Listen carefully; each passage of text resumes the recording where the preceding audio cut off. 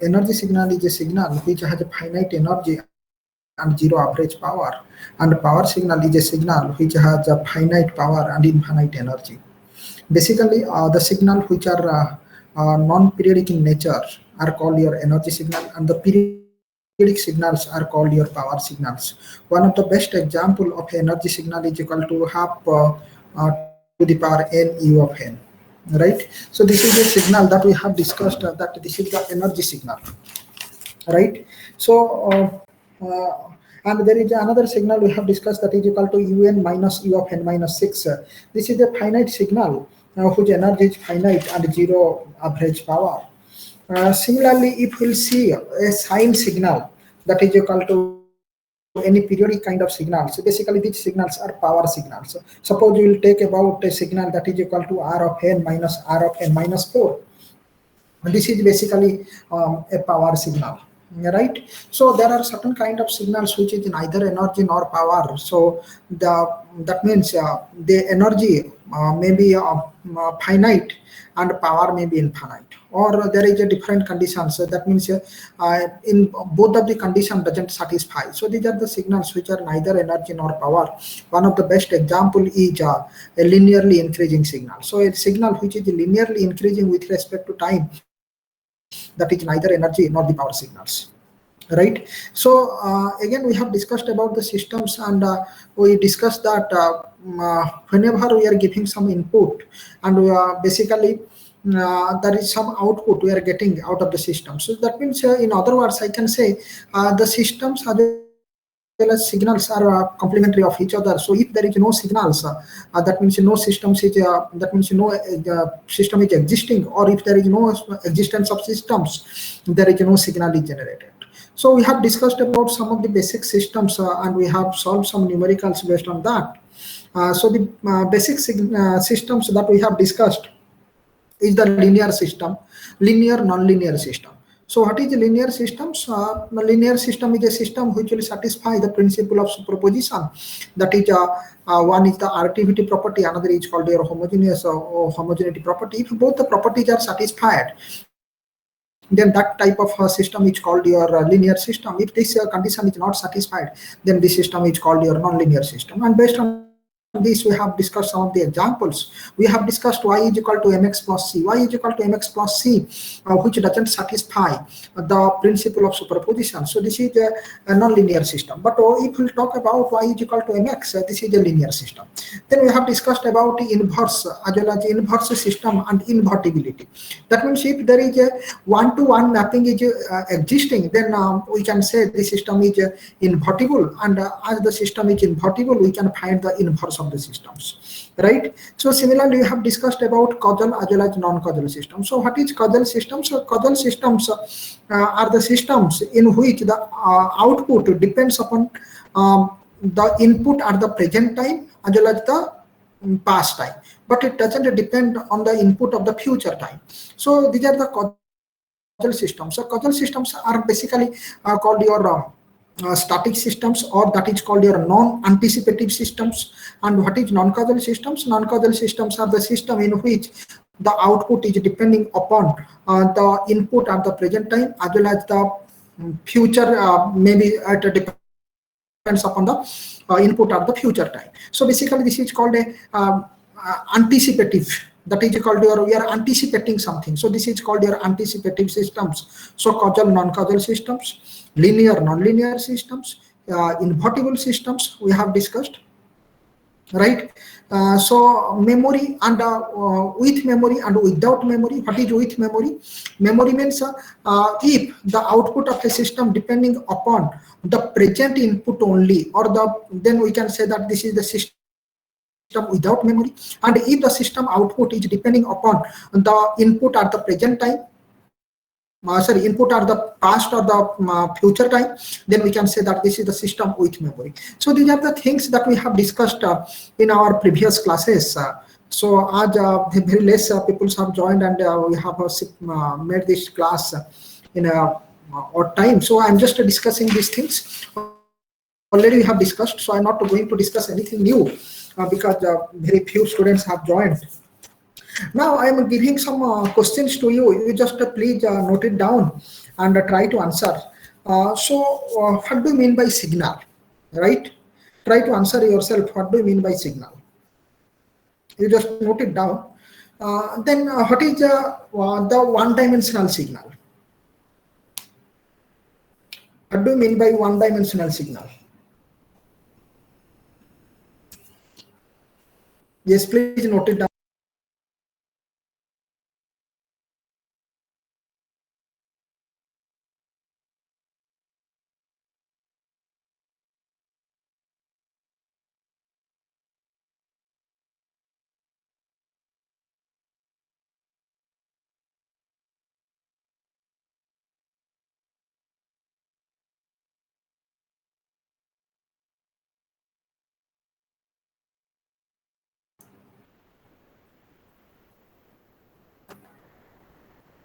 So what do you mean by signal? What is one-dimensional signal? Right? Define unity step signal, unity ramp signal, unity parabolic signal, unity impulse signal. Already I have discussed these signals. What is sinusoidal signal? What are the basic operations on the signals? What is digital signals? What do you mean by energy signal and power signal?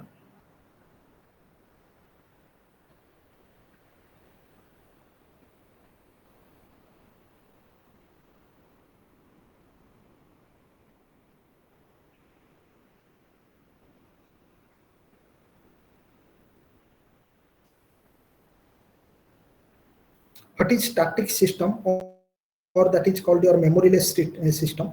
Static means memoryless, and dynamic means it is with memory, right?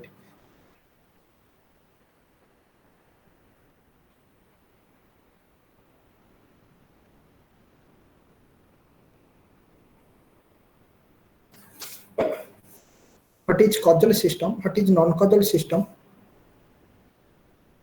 What is homogeneity property?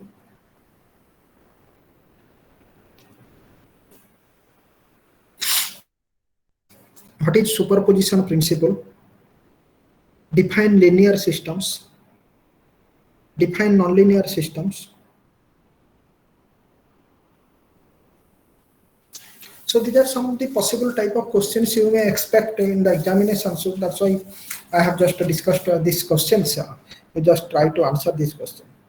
Now I am giving some simple multiple choice questions. That means fill in the blanks. If a signal depends on only one independent variable, then it is called dash signal. If a signal is depending upon one independent variable, then it is called dash signal.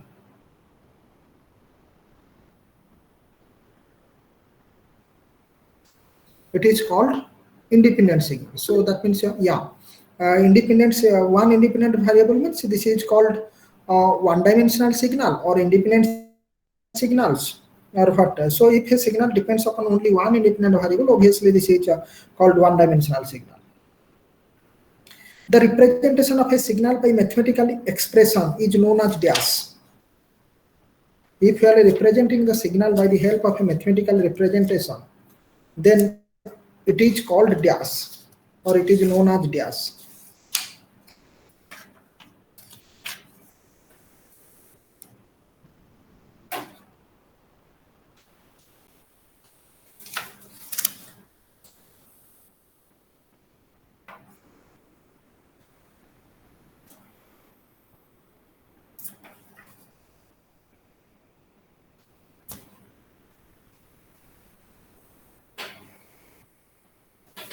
If the representation of a signal by a mathematical representation, this is known as signal modeling or mathematical representation of a signal. Discrete time signals are dash in time and dash in amplitude.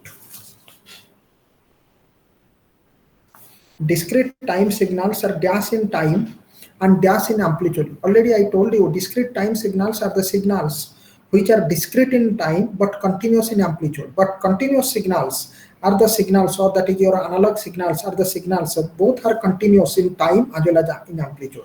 But remember, discrete time signals are discrete in time and continuous in amplitude, but whereas digital signals are discrete in time and discrete in amplitude.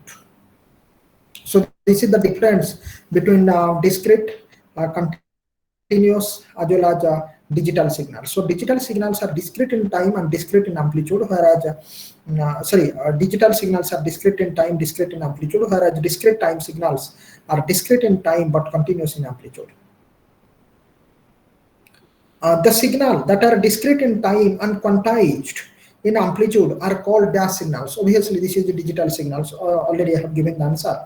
So the signals which are discrete in time and quantized in amplitude are called your digital signal. The dash of a signal can be obtained by holding the signal about n is equal to 0. The dash of a signal is obtained by holding the signal about n is equal to 0. If we hold the signal at n is equal to 0, then we are getting the folded version of the signal. Or we can say that this is called your time reversal.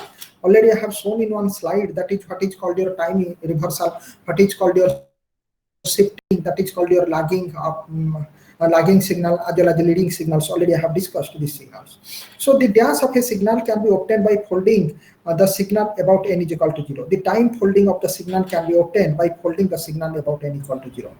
A signal which can be described by mathematical equation is called a dash signal. A signal which can be described by a mathematical equation is called dash signal. Either it can be said by a signal modeling, right? A signal which cannot be represented by a mathematical equation is called a dash signal. The signal which cannot be described by a mathematical equation is called a dash signal. Basically, the signal which cannot be represented by a mathematical equation are known as your random signals. The signal which are represented by a mathematical equation, basically these are called your deterministic. That means the value can be determined at a particular time. Is known as your deterministic signals, as well as random signals. Random signals you cannot able to find what is the value of the signal at a particular time.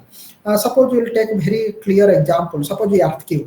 Yeah, already I have discussed in my old classes that if a signal earthquake is there, then you don't know what is the value of the signal after 1 hour, or what will be the value of the signal after 2 hours, right? So it cannot be, or you cannot able to predict what is the value of the signal at a particular time. In case of dash time signal, not all the sinusoidal signals are periodic. In case of dash time signals, not all the sinusoidal signals are periodic. In case of discrete time signals, not all the sinusoidal signals are periodic, right? Just please listen these questions. Now, for a static system, a static means a system without memory. For a static system, the output doesn't depend on the dash values of the input. In a static system, the output doesn't depend upon the past or future values of the input. Yes, please tell. Sir, the previous question, how discrete signal, can you repeat that question, sir? Yes, sir.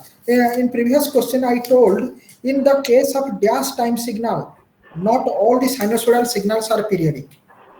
Yes, sir. How? Right. In case of dash time signals, the sinusoidal signals, they are not all the sinusoidal signals are periodic, right? In case of your, yeah, in case of your discrete time signals, in case of continuous signals, this is periodic. But in case of discrete time signals, not all the sinusoidal signals are periodic. Why is that, sir? Yeah, why?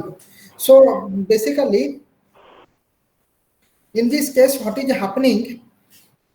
We are saying in case of your discrete time signals, the time is a discrete. That means it is called your discrete time, and your amplitude may be continuous, right? It is not digital. Try to understand. This is a discrete time signal. Discrete means you are getting a different values for a different time. It is continuous. That means your amplitude is continuous. Your amplitude is not discretized. So that is the reason all the sinusoidal signals are not periodic. But in case of your digital signals, your time is discretized. That means as well as your amplitude is quantized. We'll talk about these things when we'll talk about your sampling theorem. That in this case, all the sinusoidal signals are not periodic in case of your discrete time signals, right? Because the discrete time signals, your time domain is discrete, but amplitude domain is continuous, right? Try to understand this point. And in case of digital signals, your time domain is discretized and your amplitude is, we can say that it's quantized. We'll talk about this thing when we'll talk about your sampling. We'll discuss about your sampling, right? Okay, sir. Yeah. So next, for a static system, the output doesn't depend on dash values of the input. For a static system, static means a system without memory. Is a system in which the output doesn't depend upon the future value or the past value of the input. But right, is it correct? So why I'm saying like this? Because a static system or a system without memory is a system in which your output is depending upon the input at the present time. It doesn't depend upon the input at the future time or the past time. So due to that reason, in case of a static system, the output doesn't depend upon the value of the input at the future or the past. Am I right? Next is called your static systems are also called dash systems. Already I told static systems are the systems which are called memoryless systems, right? System without memory. And what is dynamic system? Dynamic systems are the system which are having memory. That means these are the system in which your output is depending upon the input at the present, past time as well as the future time. So that is called your dynamic. That means it is requiring some memory. What do you mean by, so now next question, a causal system is one whose output depends on dash values of input. A causal system is one in whose output depends on the present and the past value of the input. So causal system, the output is depending upon the present as well as the past value of the input. A causal system, also known as dash system, it is non-anticipative system. That means it cannot able to predict the future values. That means it is called your non-anticipative system. A non-causal system is also known as dash system. A non-causal system is called your anticipative system. That means a non-causal system is a system in which your output is depending upon the input at the future time. So that is called your anticipative. That means you are anticipating something, you are predicting something. That means you are looking into a future value. That is called your a system. It's called as a non-causal in nature. Next question, a dash system is defined a dynamic system. Obviously, a dash system defines a dynamic system. Anybody? What do you mean by a dynamic system? A system with memory, right? It's called your dynamic systems. A dash system defined a dynamic system. Can I say a non-causal system is also a dynamic system? Am I right or not? Because non-causal system is a system in which your output is depending upon the input at the future time. So that means it is requiring some memory. So can I say a non-causal system is also a dynamic system? Or all the non-causal systems are dynamic systems? But can I say all the dynamic systems are non-causal systems? Which one is true? I am telling one thing, all the non-causal systems are dynamic systems. This is true. Or in other words, I can say all the dynamic systems are non-causal systems. Which one is true? Just try to understand. What do you mean by non-causal system? Non-causal system is a system in which the output is depending upon the future, that means input at the future time. That means it has some memory. What is a dynamic system? Dynamic system or a system with memory is a system in which the output is depending upon the input at the past as well as the future time. But in case of a non-causal system, it doesn't depend on, or I can say that if a system which is only depending upon the past output, right? Clear? Yes, sir. It is not depending on, yes. Can I say a non-causal system? That means if a system I will take which is only depending upon the past. Only depending upon the past means it is having memory. But can it be causal? No. Can it be causal or non-causal? So a system which is only depending upon the past input, that is only a causal system, right? It cannot be a, yes, it can be a causal system, but it is not a non-causal system. But it can also be treated as a dynamic system. It can be treated as a dynamic because it is depending on the memory. So now, Yes, whatever the two statements I have given, yes, please tell. Sir, as dynamic Yes. system depends upon the input given from the past as well as future, can we say casual system Yes. is also a dynamic system? No. See, the problem is that very nice thing you have discussed. Dynamic system is a system in which the output is depending upon the input at the past as well as the future, because dynamic system requires memory, right? Yes, sir. We can say if a non-causal system will take, what is a first we'll take a causal system because your question is with respect to a causal. So what is a causal system? A causal system is a system in which your output is depending upon the input at the present as well as the past, not on the future. Try to understand it very carefully. Yes, sir. Right? So now, can I say a system which is only depending upon the past, not on the present, whether it is a causal or not? Not causal, sir. No, you are not understanding my question. A system which is only depending upon the past, no Right. on the present. Yeah, it is a causal system. Suppose I will take a system which is only depending upon the present input. It is a causal system or not? Yes, sir, it is. Right? So that means there are two things. A system which is only depending upon the past, a system only which is depending upon the present. Both are causal, but both are not memory. Only one is with respect to the memory. Which one is with respect to the memory? That means the system which is depending upon the past. So that means the past one is becoming a dynamic or system with memory, but the second one is not. So that's why I cannot say all the causal systems are dynamic systems. Are you getting my point? Yes, sir. But if we will take the case of non-causal system, what is a non-causal system? Non-causal system means it is a system which is depending upon the future input. That means it requires a memory. That means all the cases it is requiring a memory. Right or not? So what is a dynamic system or a system with memory? A dynamic system is a system in which the output is depending upon the past or the future input. Right? But non-causal systems are only depending upon the, or we can say that the output is depending upon the input at a future time. So that means I can say that all the non-causal systems are dynamic systems. Am I right? Yes, sir. Have you understood my point? Yes, sir. Now I understood, sir. So I hope it is clear to you that what is that statement I have given, which one is true. This is basically a hypothetical statements, right? So you can decide which one is true for all the cases, which is not true for all the cases. A dash system doesn't obey the principle of superposition. A dash system doesn't obey the principle of superposition.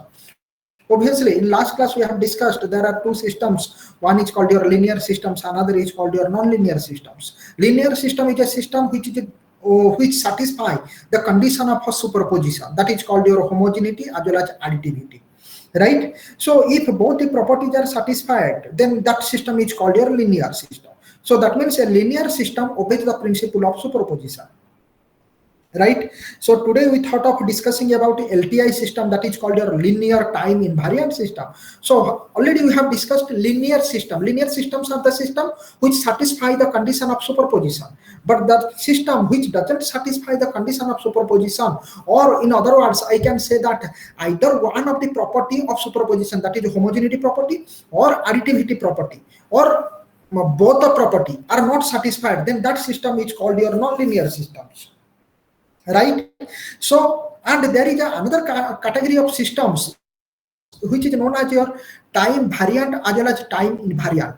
What is time variant and time invariant? If a system output is varying with respect to your input time, then it is called your time variant. If the system output doesn't vary with respect to your input time, then it is called your time invariant. will just discuss these things next class in more in detail. Just remember one thing: a system can be classified as time variant, time invariant. A system can be classified as linear as well as non-linear. Now, combining these two statements, if a system satisfies both time invariant as well as linearity property, then that system is called your linear time invariant system, or that is called your linear space invariant system. What is a linear time invariant system? A linear time invariant system is a system which satisfies both linearity property as well as time invariant property. If these two things are satisfied by one of the system, then that system is called your linear time invariant system. And this linear time invariant system plays a very vital role whenever we are talking about your response of a system, or how the system is basically behaving with respect to some elementary signals like your unit step signals or unit impulse signals or ramp signals, etc. We'll just discuss this thing in next classes. So this is a system that is called your linear time invariant system. These are some of the few questions that we have discussed, what we have studied. Right. So now I'll just ask some few questions more. Just think of yourself. A signal can be represented in, there are 4 categories: time domain, frequency domain, both A and B, and none of these. A signal can be represented in which domain? Time domain, frequency domain, both A and B, and none of these. So obviously a signal can be represented in time domain also, it can be represented as frequency domain also, it can also be represented by both A and B. So that means this C type is more correct, right? Next question.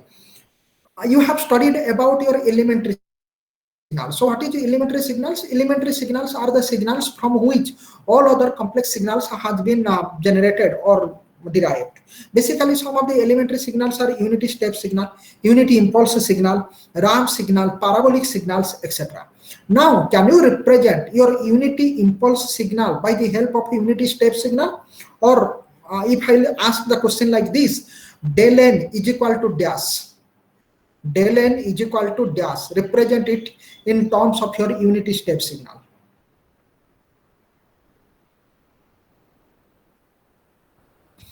Can I write del n is equal to un minus u of n minus 1? Because un is nothing but a unity step signal which is starting from t is equal to 0 and it is go up to infinite. It has a magnitude of 1.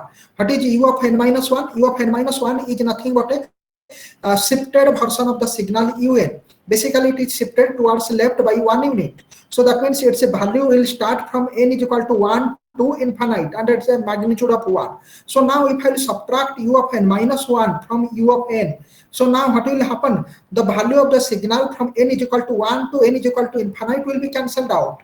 So you will get only the signal or the impulse that is equal to at n is equal to 0, because we are talking about discrete time signals. Discrete time signal means it has only magnitude at n is equal to 0, n is equal to 1, 2, 3, up to infinite. So that means if I will write del n is equal to u of n minus u of n minus 1 is correct, right? So can you tell me what will happen if I will multiply u of n with u of n minus 1? If I will multiply u of n with u of n minus 1, just think and tell me. U of n is nothing but a unity step signal which is starting from n is equal to 0 to infinite. It has a magnitude of 1. So that means n is equal to 0, it has a magnitude 1. N is equal to 1, it has a magnitude 1. Up to n is equal to infinite, also magnitude 1. Now it is get multiplied with u of n minus 1. What is u of n minus 1? U of n minus 1 is nothing but a shifted impulse. Shifted impulse means, shifted unity step signal. So that is equal to, it is shifted to n is equal to 1. So that means if for n is equal to 0, it has a value of 0. For n is equal to 1, it has a value of 1. N is equal to 2, it has a value of 1. Up to n is equal to infinite, it is also a value of 1. So now if I multiply these two signals, then how much I will get? I will get that is equal to 0. Am I right? Are you understanding or not? Are you understanding? Yes, Yeah. Now, can you tell me what will happen if I will subtract u of n from u of n minus 1? Previously, I have done the subtraction of u of n minus 1 from un. That's why I am getting that is equal to del n. Del n is called your unit impulse. Now what I did, I have just subtracted u of n from u of n minus 1. Now how much I will get? Just check it by yourself. Why I am discussing this type of questions? Because you may face this kind of questions in the examination. So that's why I am just worrying about what are the type of questions. Yes, now just subtract u of n from u of n minus 1. Now do it by yourself.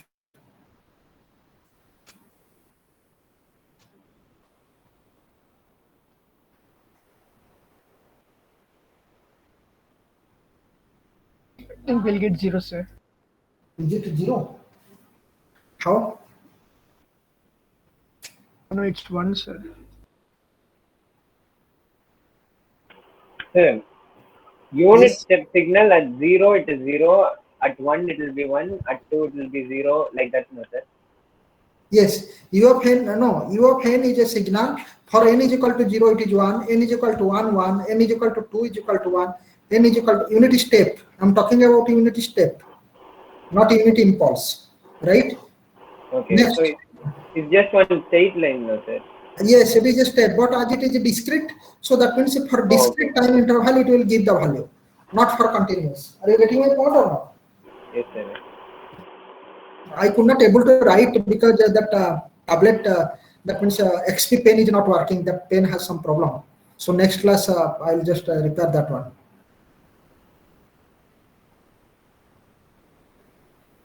So I'll write. Are you getting my point or not? Now, what is U of n? U of n is nothing but the unit step signal whose value is existing for discrete time. N is equal to 0, you are getting a value. N is equal to 1, you are getting a value. N is equal to 2, you are getting a value. Right? So that means all values are equal. Now what is u of n minus 1? U of n minus 1 is nothing but a shifted unit step signal. That means it is shifted to n is equal to 1.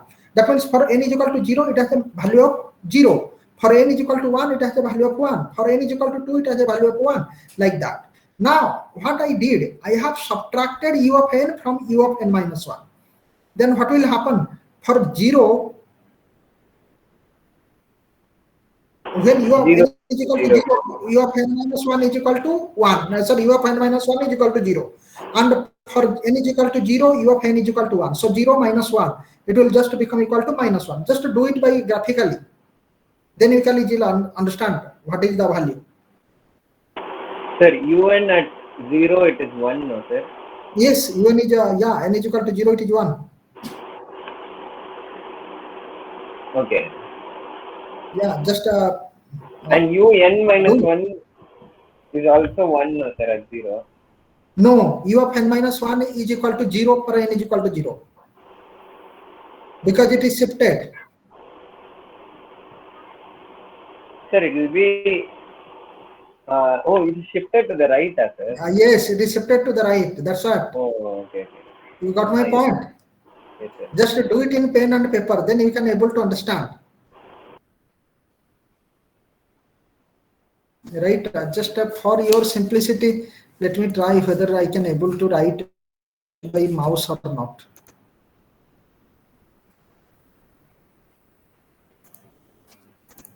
If I can able to write by mouse, then I'll just write it and tell to you.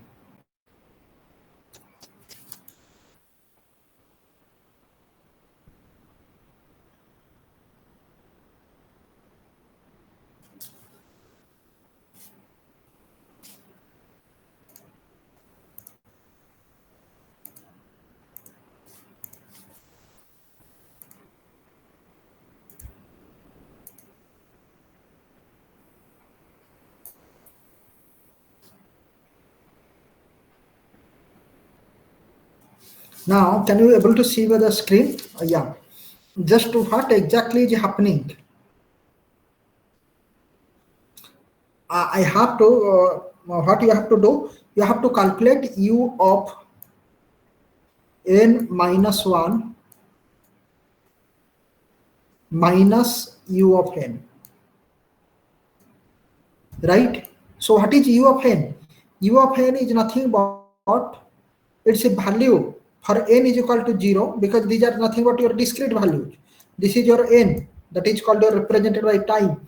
So now there are values that is equal to 0, 1, next is your 2, that is called your discrete values, right? Time value. Now for 0, what will happen to your u of n? It has a magnitude of 1. For n is equal to 1, it has a magnitude of 1. For n is equal to 2, it has a magnitude of 1. For n is equal to 3, it has a magnitude of 1. So like this, up to it will be infinite. For n is equal to -1, it has a magnitude of 0, because this is equal to unity step, right? For n is equal to -2, it is also 0. Like that. So this is negative side is also completely 0. Now what is u of n minus 1? So this is your u of n. Now u of n minus 1. U of n minus 1 is nothing but a signal which is shifted to 1 or towards the right. So this is your 0. Next is your 1. So that means the signal will start from n is equal to 1. This is equal to 2. This is equal to 3. So that means for 1, n is equal to 1, it has a magnitude of 1. For n is equal to 2, it has a magnitude of 1. For n is equal to 3, it has a magnitude of 1.